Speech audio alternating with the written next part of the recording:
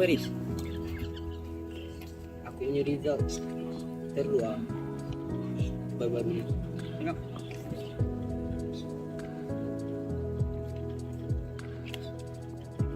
Faham. Aku dah usaha dah. Tapi aku tak dapat apa yang aku nak. Oh, aku dulu macam tu juga. Cuma lepas aku amalkan benda ni,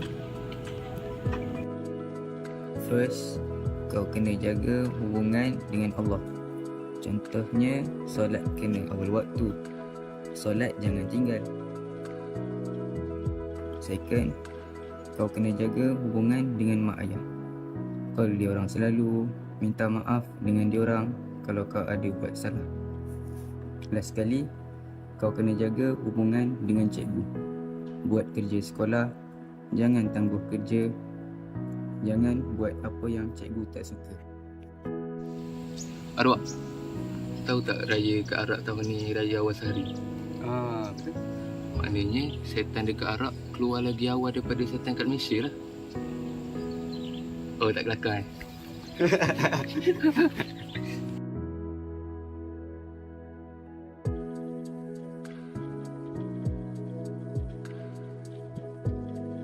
Duk.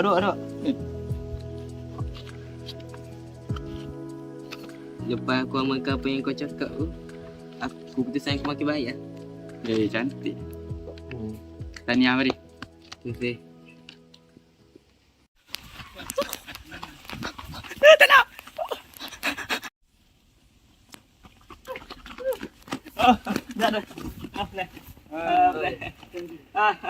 Kenapa, Syed?